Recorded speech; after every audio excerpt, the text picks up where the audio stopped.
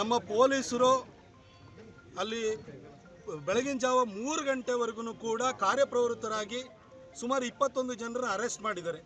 ನಾವು ಅವರಿಗೆ ಸ್ಪೆಸಿಫಿಕ್ ಆಗಿ ಹೇಳಿದ್ದೀವಿ, ಮಸೀದಿಯ ಕಮಿಟಿ ಇರುತ್ತೆ, ಅಲ್ಲಿ ಮುಲ್ಲಾ ಇರ್ತಾನೆ, ಒಳಗಡೆ ಕಲ್ಲನ್ನು ಹೆಂಗೆ ತೊಗೊಂಡೋದ್ರು, ಲಾಂಗನ್ನು ಹೆಂಗೆ ತೊಗೊಂಡೋದ್ರು, ಆ ಮುಲ್ಲಾನ ಮೇಲೆ ಕೇಸ್ ಹಾಕಬೇಕು, ಅವನ್ನ ಅರೆಸ್ಟ್ ಮಾಡಬೇಕು, ಸಮಿತಿಯವ್ರನ್ನ ಇದಕ್ಕೆ ಹೊಣೆಗಾರರಾಗಿ ಮಾಡಬೇಕು, ಎಲ್ಲರನ್ನೂ ಬಂಧಿಸಬೇಕು ಅಂತ ನಾವು ಕೇಳ್ಕೊಂಡಿದ್ದೀವಿ. 21 ಜನ ಬಂಧಿಸಿದ್ದಾರೆ. ಆನಂತರ ಅವರು 2 FIR ಮಾಡಿದ್ದಾರೆ, ಅಲ್ಲಿ ಹೆಸರುಗಳನ್ನು ದಾಖಲು ಮಾಡಿಲ್ಲ. ಹಾಗಾಗಿ ಯಾರ್ಯಾರು ಇದ್ದಾರೆ ಅವ್ರನ್ನೆಲ್ಲ CCTV ಫುಟೇಜ್ನಲ್ಲಿ ನಾವು ನೋಡಿಬಿಟ್ಟು ತಗೊಂಡ್ಬಂದು ನಾವು ಕೇಸನ್ನು ದಾಖಲು ಮಾಡ್ತೀವಿ ಅಂತ ಹೇಳಿ ನಮ್ಗೆ ಭರವಸೆ ಕೊಟ್ಟಿದ್ದಾರೆ. ನಾಳೆ ಸಾಮೂಹಿಕ ಗಣೇಶ ವಿಸರ್ಜನೆ ಇದೆ, ಅಲ್ಲಿ ನಮ್ಮ ವಿರೋಧ ಪಕ್ಷದ ನಾಯಕರಾಗಿರುವಂಥ R. ಅಶೋಕ್ ಅಣ್ಣವ್ರು ಬರ್ತಾ ಇದ್ದಾರೆ, ಹಾಗೆಯೇ ನಮ್ಮ ವಿಜೇಂದ್ರ ಅವರು ಬರ್ತಾ ಇದ್ದಾರೆ, ನಮ್ಮ JDSನ ಎಲ್ಲ ಮುಖಂಡರು ಬರ್ತಾ ಇದ್ದಾರೆ, ನಿಖಿಲ್ ಕುಮಾರಸ್ವಾಮಿ ಅವರು ಬರ್ತಾ ಇದ್ದಾರೆ, ಸ್ಥಳೀಯ ನಾಯಕರುಗಳಲ್ಲಿ DC ತಮ್ಮಣ್ಣವ್ರು ಬರ್ತಾ ಇದ್ದಾರೆ. ನಾವು ಅಲ್ಲಿ ಬಂದಾಗ ಏನು ಮಾಡಿದಿರಿ ಅಂತ ನಾವು ಕೇಳ್ತೀವಿ.